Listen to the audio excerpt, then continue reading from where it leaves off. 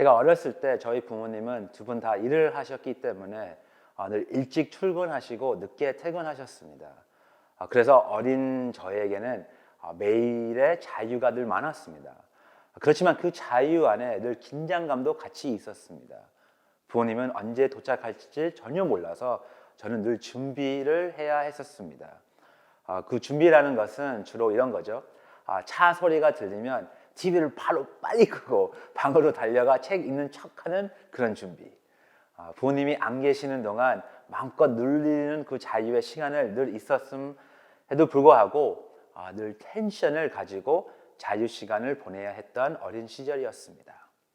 오늘 본문을 보면 어린 시절의 저와 또 다른 그 텐션, 즉 거룩한 긴장감을 가지라는 그런 말씀하는 것을 보게 됩니다. 우리는 항상 준비되어 있어야 하고 항상 깨어 있어야 합니다. 그것은 예수님께서 다시 오실 날이 곧 임할 것이기 때문입니다. 오늘 본문에 이렇게 말씀합니다. 25절을 보면 해와 달과 별들의 징조가 있을 것이다. 땅에서는 민족들이 바다와 파도의 성난 소리에 괴로워하며 혼란스러워할 것이다. 이어서 28절을 보면 이런 일들이 일어나기 시작하거든 너희는 일어날 머리를 높이 들어 너희의 구원이 가까이 왔기 때문이다. 예수님께서 하나님의 나라가 가까이 온다는 말씀이십니다. 이미 우리에게 말씀하시기 때문에 우리는 어떠한 변명도 할 수 없다는 것입니다. 사람들은 그때 그걸 따지려고 하죠. 언제 일어날까? 예수님의 재림은 언제일까? 종말이 언제일까? 요즘은 전쟁도 많고 심지어 코로나 또 경제도 잘 안 좋고 최악의 상황이기 때문에 사람들이 지금이 아닐까 그렇게 많이 생각하고 있습니다. 이제 곧 종말이 임할 것이다. 요즘 유튜브를 보면 종말에 대한 내용들이 수천 개 이상의 영상들을 존재합니다. 하지만 우리는 그 말씀을 보면 안 됩니다. 언제라고 얘기하면 우리는 믿지 하면 안 됩니다.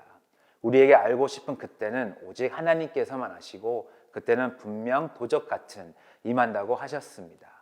우리는 오늘 말씀을 통해서 거룩한 긴장을 가지고 언제가 아닌 무엇을 하며 대비해야 하는지 알 수 있습니다.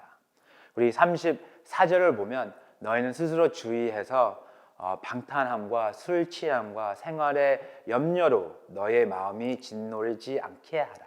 뜻밖의 그날이 갑자기 너에게 덕과 같이 닥치지 않게 하라. 35절 보면 그날은 온 땅 위에 사는 모든 사람들에게 닥칠 것이다. 이제 언제는 운운하는 것은 시간 낭비입니다. 이제 우리는 준비하며 깨어 있어야 하는 것입니다. 준비하지 않는 것은 늘 죄 안에 그저 정신없이 사는 것입니다.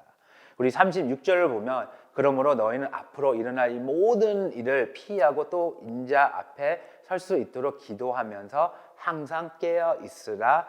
예수님은 오늘 우리에게 말씀하십니다.